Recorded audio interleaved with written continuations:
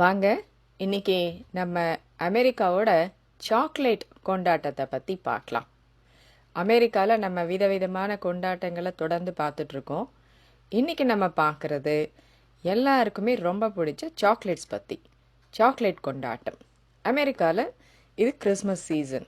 இது Christmas சீசன்னா chocolate கொண்டாட்டம்னு அர்த்தம். Chocolates வகை வகையான சாக்லேட்ஸ், விதவிதமான சாக்லேட்ஸ் ஒரே இடத்துல கிடைக்கும். தேங்காய் சாக்லேட், உலர் திராட்சை சாக்லேட், பாதாம் சாக்லேட், பன் சாக்லேட், சாக்லேட்குள்ளே பன்னு, பன்னுக்குள்ளே சாக்லேட் அப்படின்னு சொல்லிகிட்டே போகலாம். வாங்க இதெல்லாம் எங்கே இருக்குது, எப்படி அப்படின்ட்டு கடைக்குள்ளே போய் பார்க்கலாம். அதுக்கு முன்னாடி நம்ம சேனலுக்கு நீங்கள் இப்போ தான் புதுசாக வந்திருக்கீங்கன்னா தவறாமல் சப்ஸ்கிரைப் பண்ணி உங்களோட ஆதரவை தெரிவிங்க. பக்கத்துலேயே இருக்க பெல் சிம்பலையும் ப்ரெஸ் பண்ணிக்கோங்க. அப்போ தான் நம்ம சேனலில் போடுற புது பதிவுகள் உடனடியாக உங்களோட கவனத்துக்கு வரும். சரி, பார்க்கலாமா? சாக்லேட்ஸ் பார்க்கலாம். இது காஸ்கோ அப்படின்னு ஒரு பெரிய கடை, அமெரிக்காவில் இருக்க ஒரு பெரிய கடை. இது ஒரு மொத்த விற்பனை கடை. இங்கே எது வாங்கினாலும் மொத்தமாக வாங்கணும். உதாரணத்துக்கு சொல்லணும்னா, போய் ப்ரெட் வாங்குகிறோன்னு வச்சுக்கோங்க. இந்த கடைக்கு போனால் நம்ம ஒரே ஒரு ப்ரெட் பேக்கெட் வாங்க முடியாது. ஒரு 2 ப்ரெட் பேக்கெட் சேர்ந்த மாதிரி இருக்கும், சேர்த்து வாங்கிட்டு வரணும். பால் அப்படி கூட அப்படி தான். ஒரு 4 லிட்டர் பால் வாங்க முடியாது. 4 லிட்டர் பால் ஒரு கேனில் இருக்கும். ஒரு 2 கேன் சேர்ந்து வாங்கிட்டு வரணும். அதாவது இது மொத்த விற்பனை கடை. அதனால் கொஞ்சம் விலை மற்ற கடைகளை ஒப்பிடும்போது விலை மலிவாக கிடைக்கும். இந்த கடையை பற்றியே நம்ம ஒரு பதிவு பார்க்கலாம். ஆனால் இன்றைக்கி நம்ம இந்த கடையில் இருக்க சாக்லேட்ஸ் பற்றி மட்டும் பார்க்கலாம். இந்த கடைக்குள்ளே இங்கே இருக்கிற காஸ்கோ உறுப்பினர்கள் மட்டும்தான் போக முடியும். அவங்களுக்கு மட்டும்தான் அனுமதி உண்டு. அடையாள அட்டையை உள்ளே போகும்போது காட்டணும், அப்போ தான் உள்ளே விடுவாங்க. பார்த்தீங்களா? Belgium chocolates, dark chocolates, Swiss chocolates, milk chocolates, caramel chocolates, chocolate popcorn அப்படின்னு வகை வகையாக இருக்குது. இந்த சாக்லேட்ஸ்லாம் பார்க்கும்போது இதுக்கு பின்னாடி இருக்கிற நம்ம எவ்வளோ பேரோட தொடர் உழைப்பு இருக்குது அப்படிங்கிறத கூட ஒரு நிமிஷம் நினச்சி பார்க்கலாம். எவ்வளவு உணவு நிறுவனங்கள் இதில் முதலீடு செஞ்சுருக்காங்க, எவ்வளவு தொழில்நுட்பங்கள் பயன்படுத்தியிருக்கிறாங்க, எத்தனை ஆராய்ச்சிகள் நடைபெற்று இருக்கும். இப்படி விதவிதமாக சாக்லேட்ஸை வடிவமைக்கிறது, அதை சுவையை எதை சேர்த்தா கூட்டலாம் அப்படின்லாம் ஆராய்ச்சி பண்ணியிருக்கலாம். அதை வடிவமைக்கிறது எவ்வளோ விதவிதமான ஷேப்ஸ், சாக்லேட்டில் உப்பு போடுறது, என்ன சொல்லிட்டே போகலாங்க.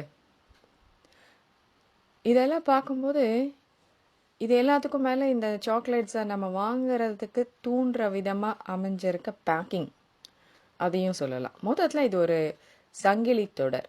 இதில் பல பேரோட உழைப்பு இருக்குது, அறிவு இருக்குது, திறமை இருக்குது.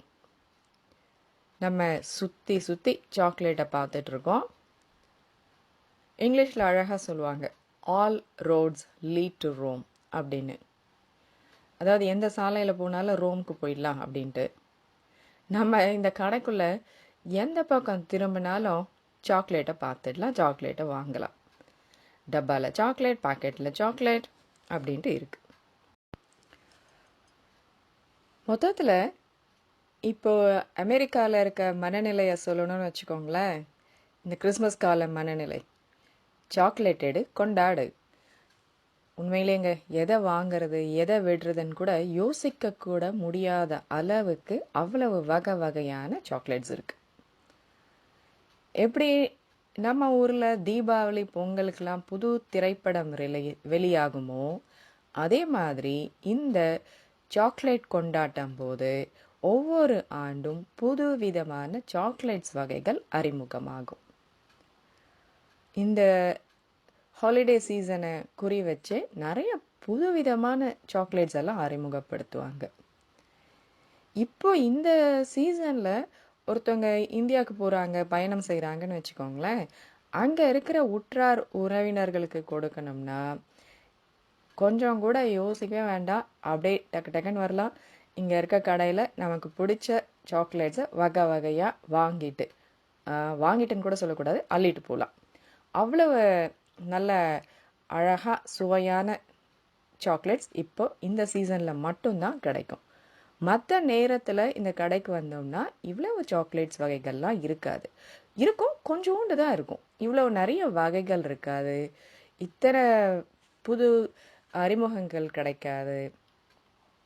இந்த சீசனுக்கு மட்டுமே ஏற்ற ஒரு முக்கிய அறிமுகங்களாக தான் இந்த சாக்லேட்ஸ் இருக்குது. சரி, நமக்கு ரொம்ப குழப்பமாக இருக்குது, எதை வாங்குறது எதை விடுறதுன்னு. அந்த குழப்பத்தை போக்குறதுக்கே கிஃப்ட் பேஸ்கெட்ஸ் இருக்குது, சாக்லேட் கிஃப்ட் பேஸ்கெட்ஸ். அதில் என்ன செய்வாங்கன்னா, நம்ம எப்படி தீபாவளிக்கு ஸ்வீட் வாங்கினோன்னா ஸ்வீட் கடைக்கு போயிட்டு இதில் ஒன்று அதில் ஒன்று எல்லாத்தையும் சேர்த்து கொடுங்க அப்படின்னு சொல்லுவோம் இல்லையா, அந்த மாதிரி இந்த கிஃப்ட் பேஸ்கெட்ஸில் டார்க் சாக்லேட்டில் ஒன்று, மில்க் சாக்லேட்டில் ஒன்று, கேரமலில் ஒன்று, புது அறிமுகத்தில் ஒன்று அப்படின்ட்டு போட்டு அதை அழகாக பேக் பண்ணி ஒரு கிஃப்ட் பேஸ்கெட்டாக வச்சுருப்பாங்க. அதை கூட நம்ம டக்குன்னு எடுத்துகிட்டு போகலாம். அதுவும் ஒரு சாய்ஸ் தான்.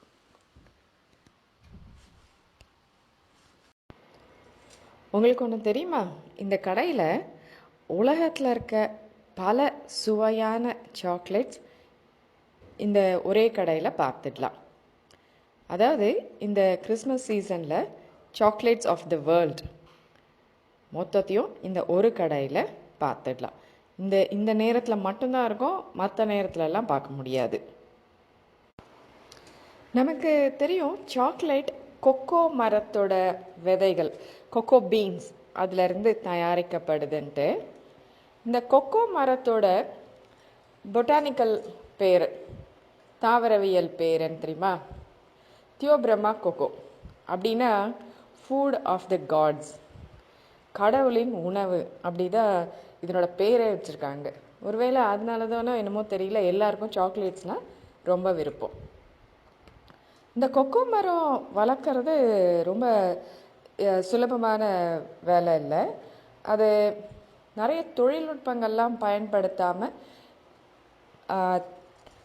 ரொம்ப பக்குவமாக பார்த்து வளர்க்குறாங்க. ஒரு மரம் வச்சா அது வளர்ந்து பலனளிக்கிறதுக்கு 5 ஆண்டுகள் ஆகுதான். அதுக்கப்புறம் பார்த்தோன்னு வச்சுக்கோங்களேன், ஒரு மரத்துலேருந்து கிடைக்கிற அந்த கொக்கோ பீன்ஸ் வச்சு சுமார் 10 ஹர்ஷீஸ் பார் சாக்லேட் தான் பண்ண முடியுமா. அந்த அளவுக்கு கொக்கோ பீன்ஸ் அந்த மரத்துலேருந்து குறைஞ்ச அளவில் தான் கிடைக்கும், நிறைய அப்படியே காய்ச்சி தள்ளாது. அதனால் ரொம்ப விலை உயர்ந்த சாக்லேட்ஸ்லாம் பார்த்திங்கன்னு வச்சுக்கோங்களேன், ரொம்ப தரமான கொக்கோ பீன்ஸில் தயாரிக்கப்பட்டு இருக்கும். அப்புறம் அது கிடைக்கிறது கஷ்டம், அதனால தான் அதனோட விலை அவ்வளோ அதிகமாக இருக்குது. கொக்கோ பீன்ஸ், தரமான கொக்கோ பீன்ஸ் கிடைக்கிறது ரொம்ப கஷ்டம்.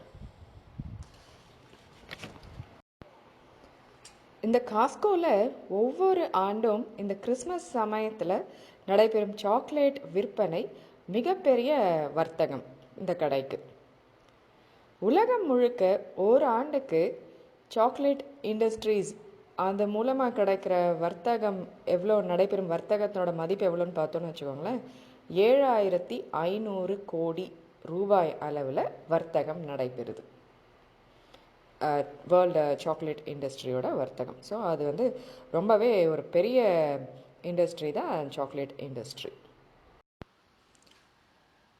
பொதுவாக இங்கே நிறைய பேர் எந்த ஃபுட் ஐட்டம் வாங்கினாலும் அதுக்கு பின்னாடி அந்த பேக்கேஜில் இருக்கிற லேபிளை பார்த்து படித்து அதில் என்னென்ன இன்க்ரீடியன்ட்ஸ் இருக்குது, எவ்வளோ சாப்பிட்டா எவ்வளோ கேலரிஸ் வரும், அதெல்லாம் பார்த்து வாங்குவாங்க.